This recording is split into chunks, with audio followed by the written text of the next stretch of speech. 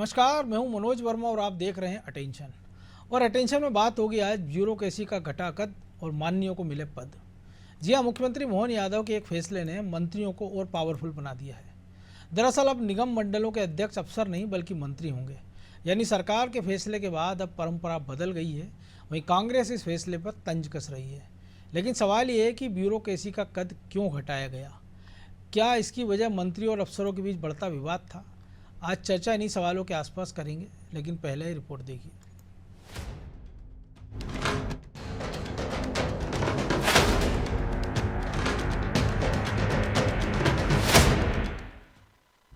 मोहन सरकार का बड़ा फैसला, निगम मंडलों का जिम्मा अब मंत्रियों को मिलेगा। प्रदेश में निगम मंडलों में अब अधिकारी नहीं बल्कि मंत्री अध्यक्ष होंगे। राजनीतिक नियुक्तियों की सुगबुगाहट के बीच मुख्यमंत्री डॉक्टर मोहन यादव ने ये फैसला लिया है। अभी तक राजनीतिक नियुक्तियां न होने के कारण संबंधित विभाग के अपर मुख्य सचिव या प्रमुख सचिव को अध्यक्ष का प्रभार सौंप दिया था। हालांकि अब इस फैसले को लेकर कहा जा रहा है कि कई मंत्री अधिकारियों को इनका प्रभार देने पर नाराज थे। इसलिए सरकार ने अब ये फैसला लिया है कि इसका जिम्मा विधायक और मंत्रियों को मिलेगा। कि जितने भी निगम मंडल हैं वहाँ पर अभी तक प्रमुख सचिव अध्यक्ष थे, अब सारे निगम मंडलों में मंत्री ही अध्यक्ष होंगे। तो जितने भी जैसे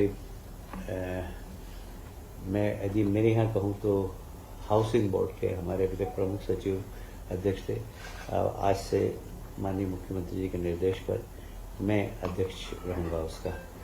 निगम मंडलों में अफसरशाही को खत्म करते हुए मोहन सरकार ने माननीयों को पावर तो दे दी है, लेकिन अब इस फैसले को कांग्रेस कैसे देख रही है, उसका क्या नजरिया है, वो भी जान लेते हैं।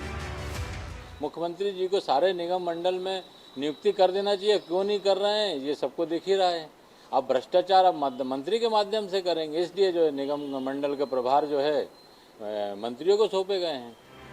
कुल मिलाकर मोहन सरकार ने पुरानी सरकार की परंपरा को बदल दिया, जिसके बाद अब विभाग के मंत्री और भी पावरफुल हो जाएंगे। हालांकि मोहन कैबिनेट के इस फैसले के बाद ये भी तय होता दिख रहा है कि अब कुछ समय के लिए निगम मंडल की नियुक्तियां प्रदेश में फिर टल सकती है।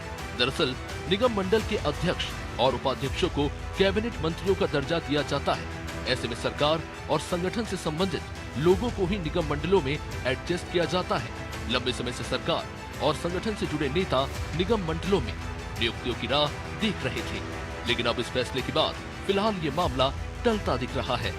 ब्यूरो रिपोर्ट, अनादि टीवी।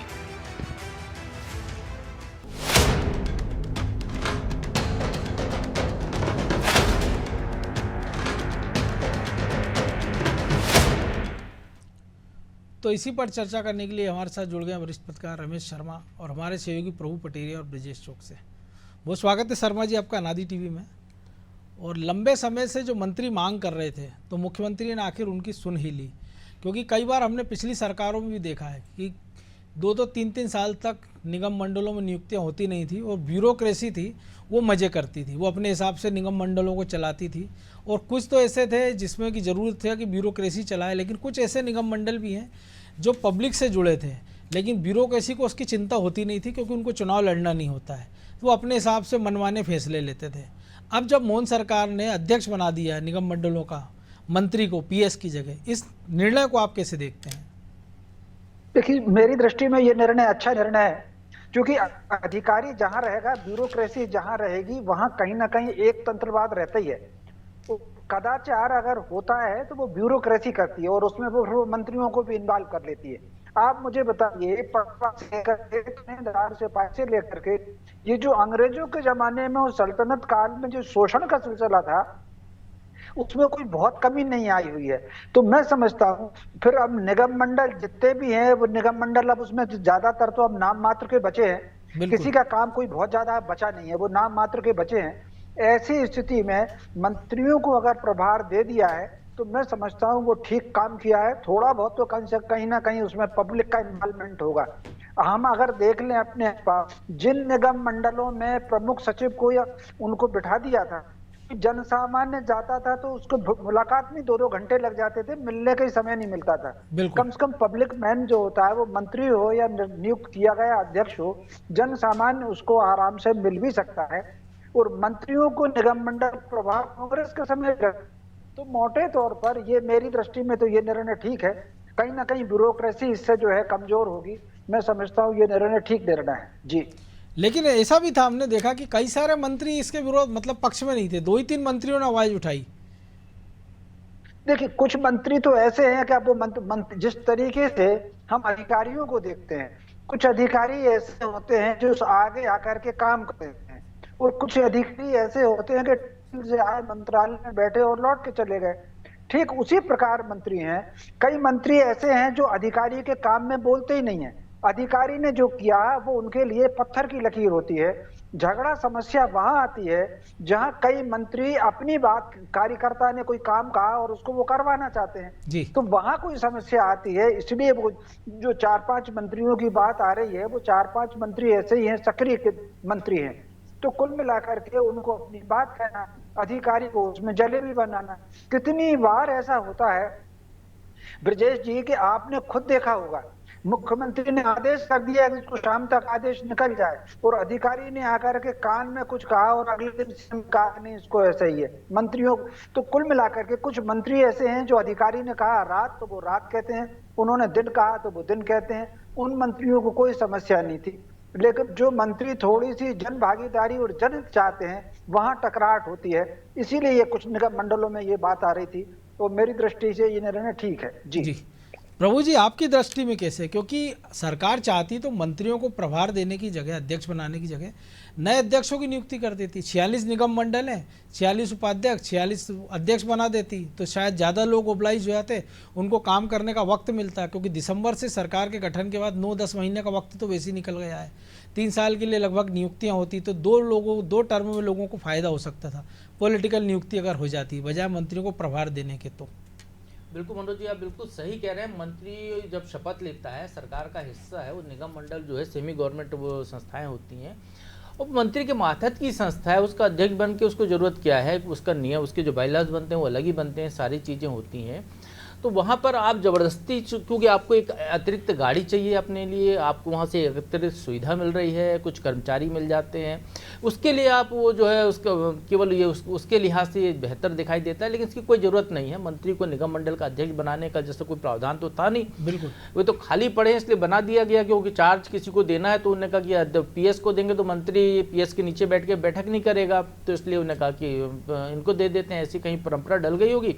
बाकी कोई ज़रूरत नहीं कि मंत्री को निगम मंडल का अध्यक्ष बनाए। जो आपने बिल्कुल कहा सही कि जब जिस उद्देश्य से वो बनाए गए हैं तो वहाँ पर जनप्रतिनिधि वहाँ के अलग आने चाहिए, वो जनता से दूसरे तरीके से जुड़ कर आएंगे। क्योंकि हम देखिए मनोज जी, सीधी सी बात है, हमारे देश का जब संविधान बना था, जो हमने सुना है जी, तो उसमें बहुत चर्चा हुई। कई लोग इस पक्ष में थे कि जो है चुनाव लड़ने की एक निर्धारित जो है शैक्षणिक योग्यता रखी। बिल्कुल बहुत लोग इसके खिलाफ भी थे।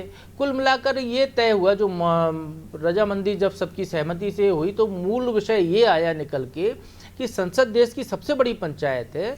वहाँ पर गांव का अनपढ़ आदमी से लेकर ज़्यादा पढ़ा लिखा आदमी तक हर वर्ग का आदमी आना चाहिए।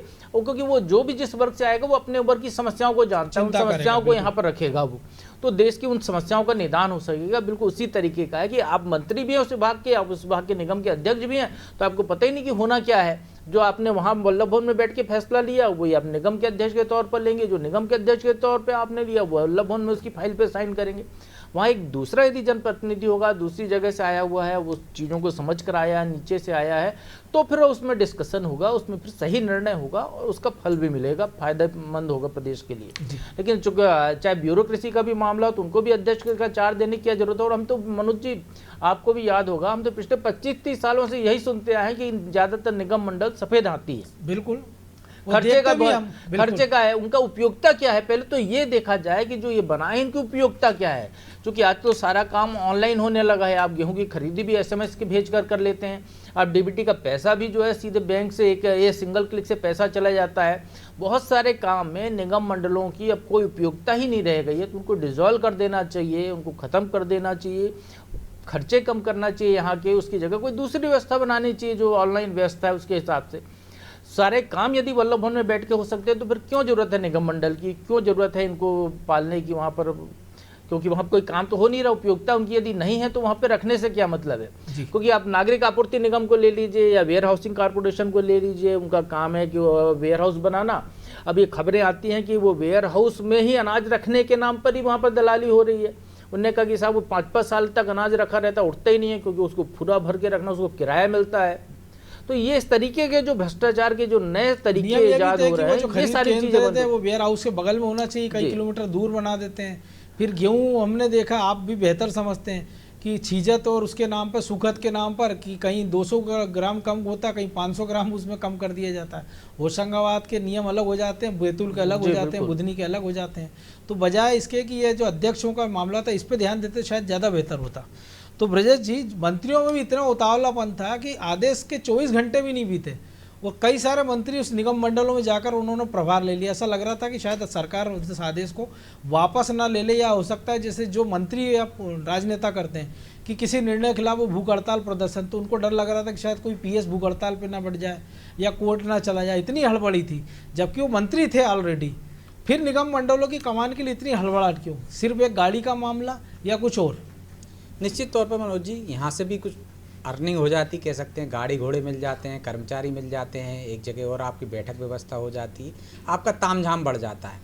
इसी कारण से तो आप देखिए कि नेताओं को भी उपकृत किया जाता है ना, कैबिनेट मंत्री का दर्जा, राज्य मंत्री का दर्जा, इनके पास तो बाकायदा था। लेकिन कुछ मंत्री ऐसे भी हैं ऐसी सरकार में जो किसी मंत्रियों के अधीन है, या उनको उतने अधिकार वहाँ पे नहीं है, वहाँ पे कुछ नहीं कर पा रहे, तो उनको लगता है कि यार निगम मंडल में ही कुछ कर लेंगे, हमारी यहीं दादागिरी चल जाएगी या यहीं से हम उपकृत हो जाएंगे। तो मुझे लगता है ये हड़बड़ाहट हो सकती है। लेकिन जो प्रभु जी ने कहा है, निश्चित तौर पर इन निगम मंडलों से हुआ क्या, यदि रोजगार निगम मंडल को देख लें हम, यदि हम बीज विकास निगम को देख लें, तो आप देखिए किस तरह के कोई रोजगार सृजन कर लिए क्या उन्होंने? ये एक तरह से खर्चे बढ़ाने वाले हैं। जिस तरह से प्रदेश की हालत ऐसी है, माली हालत है कि यदि यहाँ पे और आपने बिठा दिए, यदि आपके पास 46 नगर निगम मंडल हैं, यदि यहाँ पे आप एक अध्यक्ष एक उपाध्यक्ष बिठाएंगे तो आप देखिए कितना बोझ बढ़ेगा आप पे।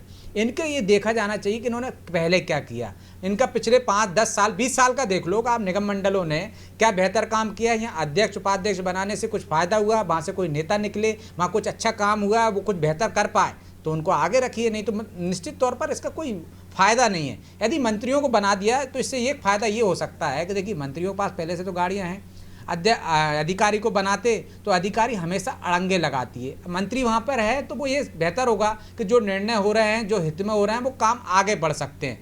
अभी तो फिलहाल आपके पास किसी नियुक्ति नहीं करने की जगह थी तो आपने मंत्री को बना दिया, तो उससे जो सुचारू रूप से निगम मंडल के जो काम ठप पड़े थे, कह सकते हैं कि वो चलने लगेंगे। ये अस्थायी व्यवस्था सरकार ने फिलहाल कर दी है, आगे जाके लेकिन उसमें पीएस तो थे, क्योंकि जब सरकार बनी थी आप सरकार और पीएस उसके तुरंत बाद निगम मंडल मध्य प्रदेश में भंग कर दिए गए थे, जबकि उन्हीं की सरकार थी। कई सारा हमने देखा उसको कंटिन्यू कर लेते, उनका कार्यकाल पूरा होने देते, फिर हटा देते, नई नियुक्ति हो जाती। देखो मनोज जी, ब्यूरोक्रेसी हमेशा अड़ंगे ज़्यादा डालती है, वो अपनी कलम बचा के चलती है, उसको कोई 5 साल में जवाबदेही नहीं है, उसकी कोई जिम्मेदारी नहीं है, उसको जाकर जनता के बीच में जाना है। इससे निगम मंडलों के काम ठप्पी हो जाते हैं। यदि मंत्री रहेगा तो निश्चित तौर पर कुछ काम ऐसे होंगे जो जनता के हित में चाह होंगे। लेगा, यदि नियम विरुद्ध काम है तो जो अधिकारी है, क्योंकि साइन तो उसके होने हैं, तो साइन ही नहीं करेगा ना। बिल्कुल, यहाँ तो सहमति से होता है बहुत सारा काम। आप जो है यदि कहें कि आप अड़ के काम करा लेंगे तो मुझे नहीं लगता कोई किसी अधिकारी से अड़ के काम करा सकता नियम विरुद्ध। छोटे से काम भी नहीं हो सकता है। आपको यदि पेन एक इधर से उधर रखना है, यदि नियम विरुद्ध है तो वो नहीं होगा तो नहीं होगा, उसके ऊपर लेकिन अधिकारी प्रभु जी, साइन ये नहीं तो आप करेगा। भी मानेंगे कि यदि अधिकारी से बेहतर तो मंत्री है ना, वो जनता के हित में भी सोचेगा। वो यदि कोई निर्णय वहाँ पे अड़ंगे हो रहे होंगे या पूरी तरह से ध्यान नहीं दे पा रहा होगा, अब एक दिन आकर बैठेगा, वहाँ के कामकाज को देखेगा, मुझे तो नहीं लगता निश्चित कि रूप से बेहतर होगा। निगम मंडल कोई ऐसा फोरम है जहाँ पे कि हर आदमी को रोज जरूरत पड़ती है। नागरिक आपूर्ति निगम में हो या जैसे गेहूं खरीदी का मामला, जब किसान सबसे बड़ा वर्ग किसान जुड़ता है तो वो तो निचले स्तर पे उनको अपने वहाँ पे काम होना है। उनकी खरीदी केंद्र उनके घर के आसपास होते हैं, खेतों के मंडियों आसपास से होते काम हो हैं। जाता है। उसको यहाँ तक आने की जरूरत ही नहीं पड़ती उसको। इतना बड़ा डेयरी कॉर्पोरेशन मध्य प्रदेश का जो सांची चला रहा है, क्या इसके अध्यक्ष गाँव-गाँव जाके दूध खरीदने जाते हैं? इनका तो नीचे तक की जो सोसाइटीज हैं वो काम करती हैं, ये आते हैं, इनका मैनेजमेंट का काम है, ऊपर का बस। तो शर्मा जी, लेकिन इनकी उपयोगिता पर जो प्रभु जी ने कहा विचार होना चाहिए, क्योंकि हम देख रहे हैं हाउसिंग बोर्ड का गठन इसलिए गया था कि समाज का जो सबसे निचला तबका EWS, उसको भी सस्ती दरों पे मकान मिल जाए, अच्छा मकान मिल जाए। लेकिन अब हो ये रहा कि हाउसिंग बोर्ड जो है 2-2 करोड़ के मकान बना रहा है। पिछली स्कीम उनसे पूछ लो कि कब गरीबों के लिए मकान बनाए थे, या उनका सबसे सस्ता मकान है वो आज की तारीख में 30-40 लाख रुपए का वो दे रहे हैं।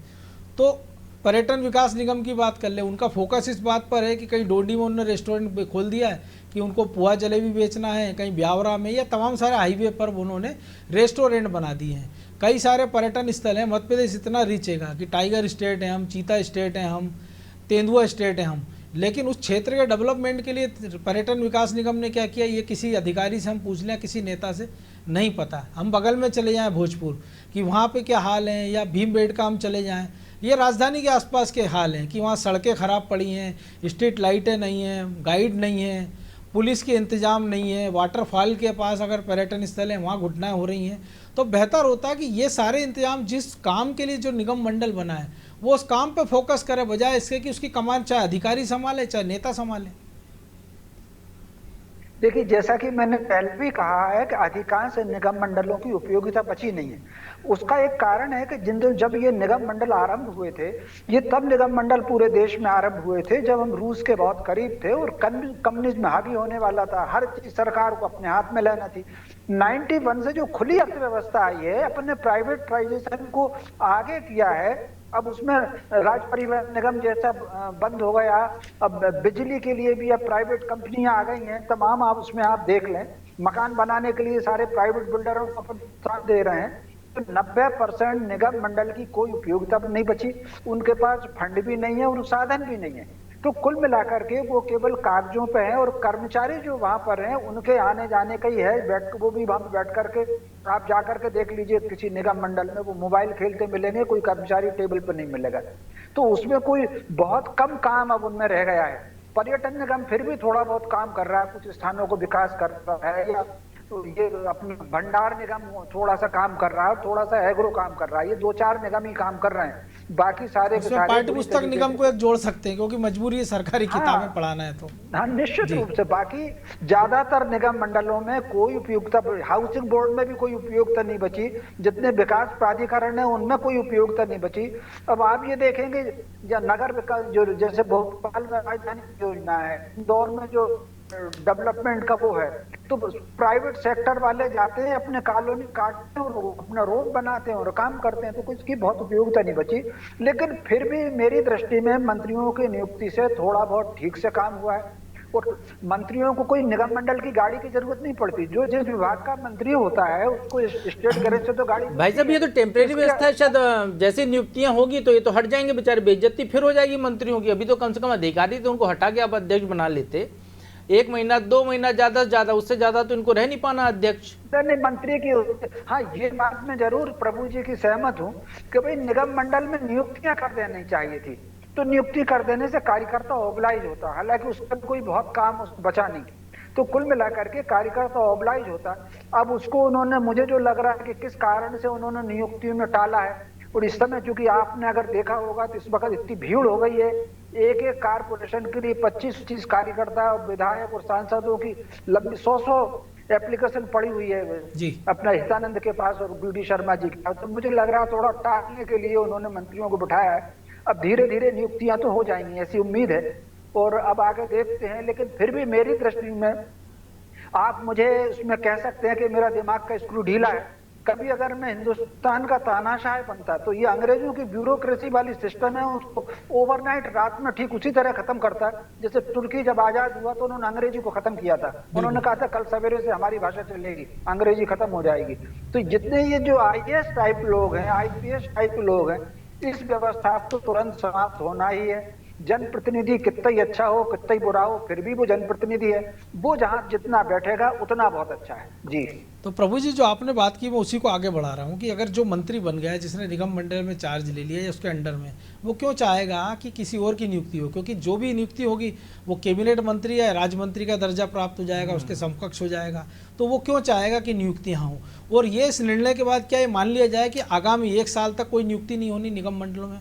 कोई बहुत प्रेशर रहा, कोई मजबूरी रही तो हो जाएगी, वरना जो लोग उम्मीद में हैं वो फिलहाल उम्मीद में ही बैठे रहें, उनका कुछ भला होता दिख नहीं रहा है। नहीं मनोज जी, नियुक्तियाँ बहुत जल्दी होंगी। मुख्यमंत्री इसके संकेत भी दे चुके हैं, कवायद भी इसको लेकर चल रही है। जैसा आपने सुना कि रमेश शर्मा जी भाई साहब ने बताया कि लंबे लोगों के नाम है, हितानंद और बीडी शर्मा के पास तक लोगों की फाइलें पड़ी हुई, वहाँ से सरकार के पास जाएंगी और सहमति के साथ नियुक्तियाँ हो जाएंगी। तो बड़े तादाद में नियुक्तियाँ इनमें होनी है। अध्यक्ष, उपाध्यक्ष और संचालक मंडल के पदों पर निश्चित तौर पर वो होनी है, क्योंकि आपको हर कार्यकाल में आपको करनी पड़ती है। बहुत सारे जनप्रतिनिधि हैं जिनको आपको मोबिलाइज करना है, बहुत अच्छा काम करना है, किसी को भविष्य का लीडर तैयार करना है। जैसे मान लीजिए कि कांग्रेस के किसी विधायक के क्षेत्र में आपको किसी नेता को तैयार करना है विकल्प, तो आप उसको शक्ति संपन्न कैसे बनाएंगे? तो उसको किसी निगम का अध्यक्ष बनाकर ताकत देकर उसको वहां पे लगाने के लिए दिशा दी जाती है कि आप वहां जाकर काम कीजिए और विकल्प बनिए। लेकिन पिछली बार तो हमने देखा था ना कि जो संघ से लोग बीजेपी में आए थे, जिनको नकारा मान के उनकी व्यवस्था खत्म कर दी थी कि ये किसी काम के नहीं है, उन सबको निगम मंडल में बैठा दिया था। नहीं मनोज जी, ऐसा नहीं है, उनको वो उस व्यवस्था को भंग किया था, लेकिन वो चूंकि उन्हें बहुत ये कहा गया कि इन लोगों ने बड़ा योगदान है पार्टी के लिए, तब इनको उपकृत किया जाए, कुछ कमा लें, कुछ अपने जीवन का बुढ़ापे का साधन इकट्ठा कर लें, ये कहकर उनको निगम मंडलों में भेजा गया था और एक झटके में सबको हटा दिया गया नई सरकार आने के बाद। इसीलिए मैंने कहा, लेकिन आपने कहा ना लेकिन वो जो उद्देश्य था शायद उस कार्यकाल के दौरान पूरा हो गया होगा, जो उद्देश्य बताया गया था कि अपने बुढ़ापे का सहारा कुछ इकट्ठा कर लें, वो कर लिया होगा उन लोगों ने। लेकिन चुनाव पार्टी के काम में तो वो लगातार लगे रहे, उस काम में उनको इस्तेमाल किया जाता रहा, आज भी वो पार्टी के काम कर रहे हैं वो लोग।